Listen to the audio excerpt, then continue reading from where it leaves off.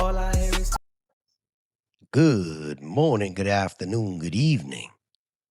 My name is JayH. How y'all doing, Postal family? Is everybody good? Is everybody cool? Everybody clean? Are you crisp? Are you feeling irie today? Let's talk. Listen, before we get into the Senate hearing, before we talk about Steiner, before we break down what's being said and what's not being said, I just want to take a second to acknowledge something. A few years ago, nobody was paying attention to this stuff. No one was talking about Senate hearings. Nobody was talking about the Board of Governors. Nobody was discussing the Postal Regulatory Commission. Most people didn't know who was making decisions that were affecting their jobs, their retirement, or their future. Most of us were just trying to survive another day. And somewhere along the way, something changed. Now, every time there's a hearing, my phone, my email starts blowing up. Jay, did you see this? Jay, are you covering this? Jay, you need to watch what was said here. And I'll be honest with you, that made me proud. Not because people are reaching out to me, but because it tells me that people are finally starting to pay attention. For years, one of the biggest problems in this culture was that everybody stayed in their own lane. Carrier problems, clerk problems, mail handler problems, maintenance problems. If it did not affect us directly, we didn't care. Now I'm seeing something different. Now, when changes get proposed, people are asking, how does this affect the clerks? How does it affect the carriers? What happened to table one? What happens to table two? What happens to the next generation coming in behind us? That's growth. That's awareness. That's people realizing that whether we like each other or not, we riding on the same ship, cousin. And if that ship starts taking on water, it doesn't matter what craft you're in. We are all affected. So while a lot of people tell me, thank you, Jay, today I want to say thank you to all of you because information does not spread by itself. Awareness doesn't spread by itself. This platform only works because thousands of postal employees, retirees, and supporters continue to pay attention, continue to share information, continue to care about what happens next. And that's how the culture changes. It's not a slogan, not because one person talks, but because a whole lot of people finally decided to listen. Now let's get into this hearing, shall we? Let's get into it, Jay. Shut up. Let's talk. This is played at The Postal Service speed. is once again telling Congress that it's out of money, running out of money. And once again, the answer seems to be send the bill to the taxpayer, just give us some more money. Every private business in America lives under a discipline the Postal Service has escaped. When demand falls, a business makes hard choices, cuts costs, uses contractors when they can do the job for less. And when something fails, it stops doing it. A company that refuses to adjust does not double its line of credit from the Treasury. It goes out of business. The Postal Service plays by different rules. When volume falls, it does not cut headcount, it adds. We've added over 120,000 employees. It's the opposite of what you do. When a private partner can do the work for less, you pull the work in-house. Instead, you've been pulling the work in-house at a higher cost. When a capital project fails, the post office keeps writing checks. And when the bill comes due, the post office hasn't answered. It comes to Congress asking for a higher credit limit and calls it reform. That's the heart of the problem. The post office has been protected from the hard choices that would stop the bleeding. So the bleeding never stops. Look at the record. We were told that the 2022 reform law, which shifted $107 billion away from the post office, would pull the Postal Service out of the hole. We were told that the Delivering for America plan would modernize the network and restore solvency. We were told this time it would be different. It was not. Since those promises, the post office has lost another $26 billion, and it is spending money it does not have on infrastructure it may not need. Since 2007, the Postal Service has lost more than $117 billion, $9 billion in the last year. Before anyone calls those losses uncontrollable, its own numbers say otherwise. It has roughly $18 billion in controllable losses since 2007, $3 billion just last year. This is not a rough patch. That is a broken business model. The Postal Service has already maxed out all $15 billion it can borrow from the Treasury. The Postmaster General warns it could run out of cash as soon as September if it continues to meet all statutory obligations. So the question is not whether the post office needs more money. The question is whether Congress will keep rewarding failure without requiring change. This is a business built for a country that no longer exists, and it refuses to adjust to the one that does. First-class mail is down 34% since 2014. Over the same period, the post office grew its career workforce by 9%. That makes no sense. Volume down by a third, headcount up. No private business would do that. Labor is about 80% of the Postal Service costs. At UPS, also unionized, it's closer to 60%. So the difference is not the union. The difference is whether management will adjust to reality. And instead of adjusting, it made things worse. Since 2020, even as revenue fell, the Postal Service converted about 285,000 workers into career positions, raising their pay and locking in decades of pension and health obligations it has no plan to fund. When a private company's volume falls, it reduces labor costs. When the Postal Service volume fell, it added employees and made them more expensive. This is not reform. This is the opposite of reform. The new Postmaster General did not make all of these decisions, but he controls whether they continue. The fleet electrification, the multi-billion-dollar network redesign, the capital projects without a clear return. These are not unavoidable costs. They're expensive choices, and Congress deserves to know whether new leadership will continue them. At the very least, the Postmaster General should immediately implement a hiring freeze to get labor costs under control. There are estimates that $1.8 billion could be saved in the first year with a hiring freeze. We've had a year, and I haven't seen any action in this direction. And while it runs up these costs, the Postal Service will still price its core product below a delivery cost. A stamp is 78 cents heading to 82, still among the cheapest in the developing world. With its dominant products priced below cost, it's no wonder the Postal Service can't break even. That is not a business plan, it is a hidden tax. Before Congress considers another dollar of relief or more borrowing authority, the Postal Service should show the committee 5 things: a real plan to bring labor costs under control, proof that private partners will be used where they cost less, a commitment to stop capital spending that shows no return, a willingness to consolidate facilities that no longer make sense, and proof the service mandate can be met without permanent losses. And if it cannot, an honest debate about the mandate itself.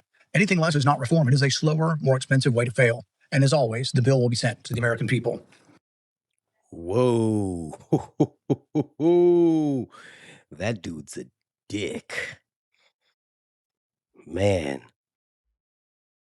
Man, oh man, I want to read this thing, but did y'all hear what he just said? And most importantly, did you hear what he didn't say? Because when I listen to that statement from Rand Paul, I'm not just hearing numbers, I'm hearing his personal philosophy. I'm hearing a vision of what some people think the Postal Service should become.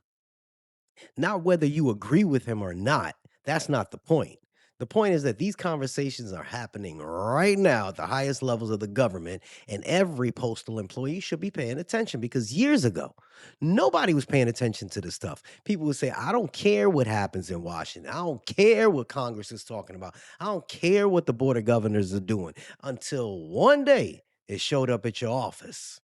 Until one day it affects your route, until one day it affects the bid you're on, until one day it affects your overtime, until one day it affects your job. And speaking of jobs, right now, I wish that y'all could actually see this. It just doesn't show. But you see this? I'm going to see. Management let go of all PSEs on Saturday, June 27th. I'm trying to get it. Look at that. Yeah, management's intent to let go of all PSEs without warning on the 27th. Somebody emailed me that now it's all over. The senator said labor costs are too high. Now we get into the real conversation because labor costs are not some magical number on a spreadsheet. Labor costs are people.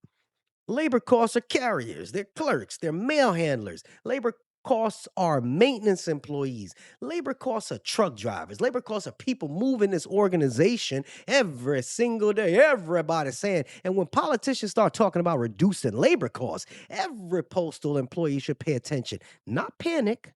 Pay attention because those are two different things. He talked about hiring freezes. I don't see it yet. He talked about consolidations. We've been seeing that. He talked about private contractors. I'm not a fan of that shit. He talked about reducing headcount. Now let's stop right there because that's not a random list. That's a direction.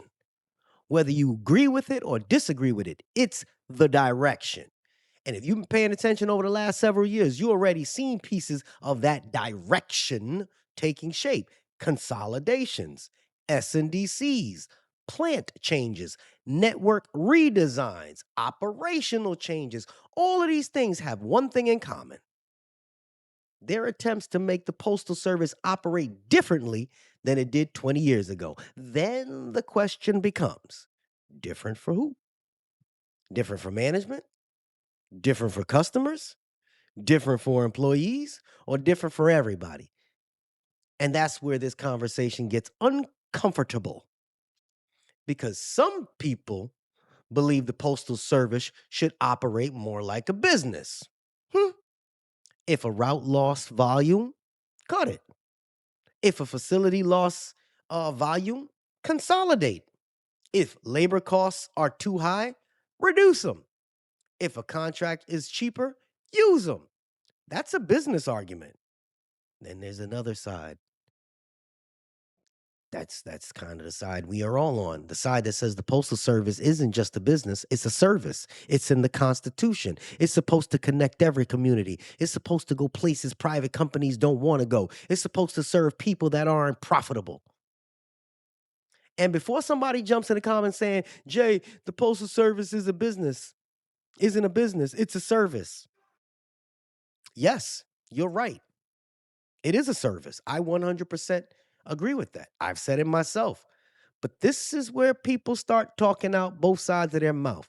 The same people start talking and tell me we're a service, not a business, are the same people who turn around during contract negotiations and say, why can't we get bigger raises? Well, hold on a second. If we're just a service and money doesn't matter, where do those raises come from? How do we pay for the new vehicles? How do we pay for the facilities? How do we pay for retirement obligations? How do we pay for health benefits? How do we pay for the wages? The money has to come from somewhere. And y'all can't tell me money don't matter on Monday and then ask for more of it on Tuesday. Now, before somebody gets mad, I'm not saying employees don't deserve raises. I 100% think we deserve fair pay.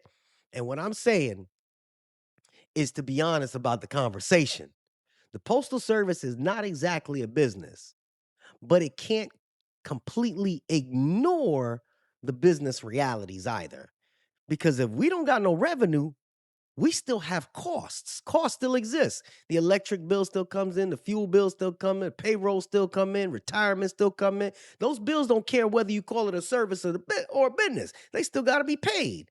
That's the debate we're watching right now. One side said it's a public service, protect the jobs, protect the mission, and then the other side says the numbers don't work, cut costs, reduce labor, consolidate. That's what he sounds like. And whether we like it or not, both sides are talking about real problems. That's why this hearing matters. Because what we're really debating isn't whether the Postal Service is a service or a business. We're debating how much of each it's supposed to be. And that's where the collision happens. Because those two ideas don't always work together.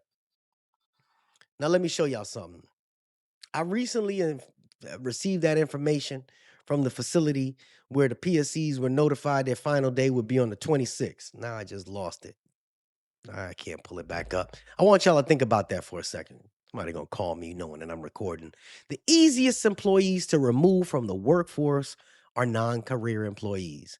The people with the fewest protections. The people still trying to get their foot in the door and become career. Now, am I saying that this Senate hearing caused that? No. But I just got that damn email today. Am I saying Steiner caused it? No. What I'm saying is that when lawmakers start talking about labor costs, consolidations, and operational efficiency, then you start seeing non-career employees being let go in facilities. People start naturally asking questions. And that's exactly what they should be doing. Ask questions, not spread rumors, not creating panic. Asking questions because awareness, being aware, is not fear. Awareness is preparation. Awareness is understanding what may become before it arrives at your place. And that is why this hearing matters most. This ain't about Republicans. This ain't about Democrats. This is not about unions. This isn't about management. This is about the future direction of the Postal Service. And whether you're a carrier, a clerk, a mail handler, maintenance employee, truck driver, supervisor, retiree, the future affects every single one of us. So when I hear Rand Paul talking, I don't hear criticism. I hear a warning shot. I hear a debate that's about to get much louder. And the man sitting right in the middle of that debate is David Steiner. Now, he had a couple of responses. Every time he tried to respond, they spoke right over him. So I don't have no real feedback from him. I know they did that to DeJoy. All we can do is sit back and wait. The real question is, what y'all think about that? Y'all give me your opinions. This is JayH, and we out. All I hear is talking, I don't sweat that. If they don't trust me either, I respect that. If she be down the ride, oh, I bet that.